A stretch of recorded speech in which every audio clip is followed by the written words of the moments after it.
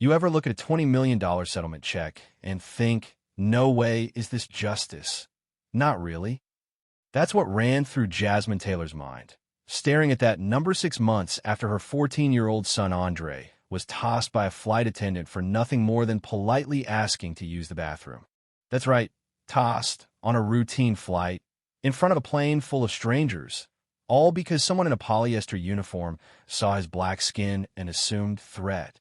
And if you think you know where this story goes, you really don't not until you see what happened when his father, Samuel Taylor, the most bull-headed civil rights lawyer in Atlanta, got involved. I'll get to all of that, but first, I want to know, have you ever witnessed injustice and said nothing? Drop your stories in the comments, because what you do might just change a life. Let me take you back June 15th. Andre Taylor was up at dawn, so excited he could barely keep still. It was his first flight, a trip to Boston with his mom to check out college campuses. "Mom, do the clouds really look different from above?" he asked, eyes big as saucers, backpack zipped, journal in hand.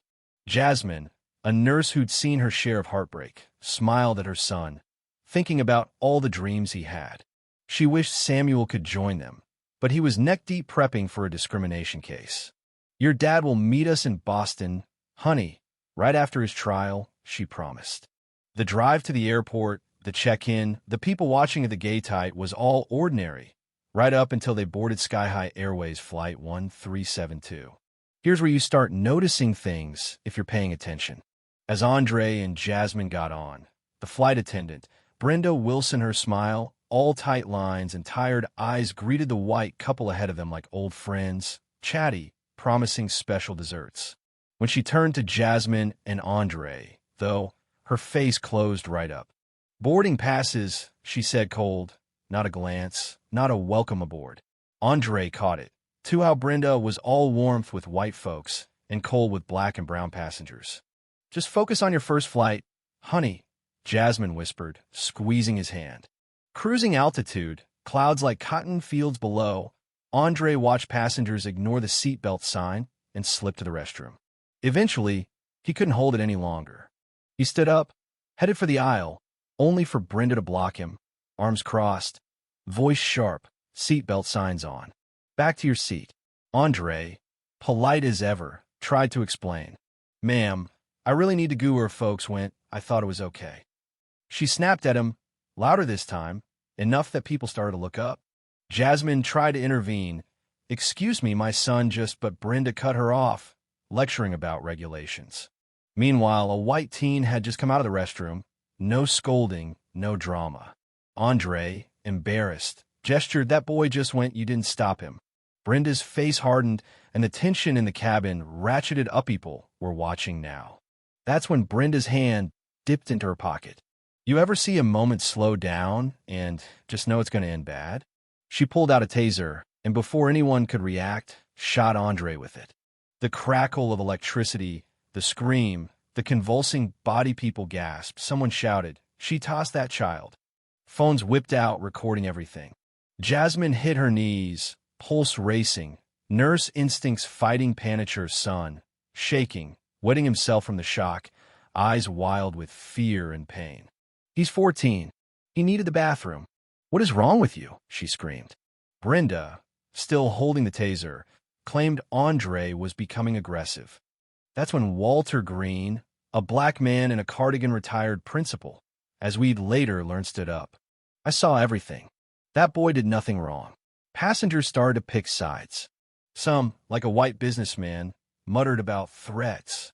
Others, especially those who'd watched the double standard, were furious. A Latina woman called out, "I saw the white boy use the bathroom too." The plane's captain announced an emergency landing. Jasmine texted Samuel, "Emergency Andre, taste landing in Philly." Video already blowing up online. By the time the plane hit the tarmac in Philadelphia, police cars and ambulances were waiting. Walter muttered, "Funny how fast they show up when a black kid's accused." Police boarded, and before Jasmine could even plead for a medic, an officer snapped handcuffs on Andre, 14 years old, still trembling from the taser, paraded off like a criminal. Other passengers, Walter, the Latina woman, a few more, shouted for justice, holding up their phones, vowing to witness. In the ER, while doctors ran tests on Andre's heart, police refer to him as the suspect. Meanwhile, Samuel Taylor, mid-trial in Atlanta, watched the nightmare unfold on his phone and caught the next flight north.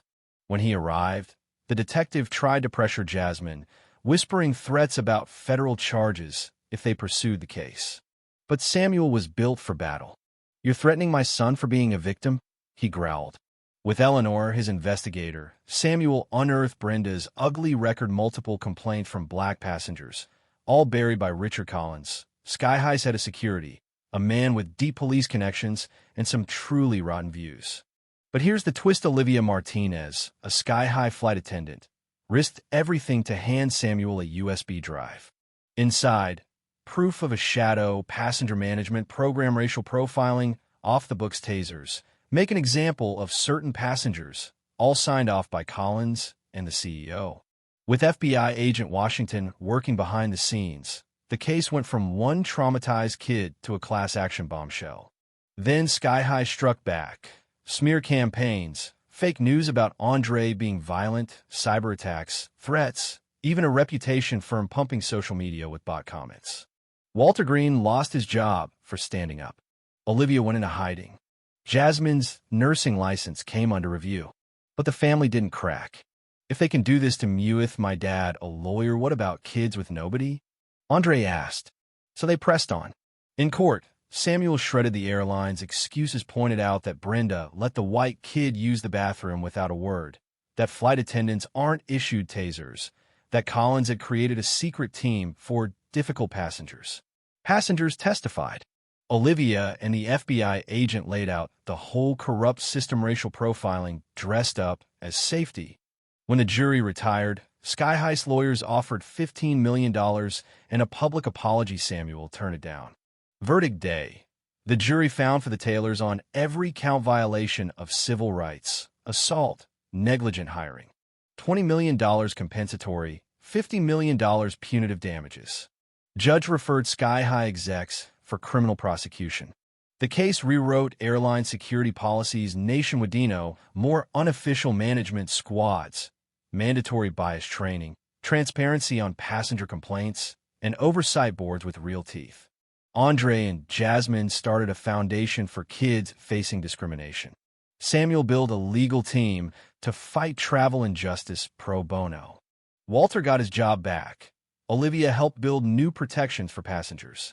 And Andre, he testified before Congress, took his first flight again, nervous, sure, but this time nobody blinked when he went to the bathroom. So what would you do if you saw a kid like Andre being targeted? Would you speak up like Walter Green? Would you record, report, intervene, or look away? Tell me your thoughts in the comments. Like and subscribe if you believe justice still matters in America. And next time you see something wrong, remember, a difference between justice and silence is the person who stands up and says, "Enough."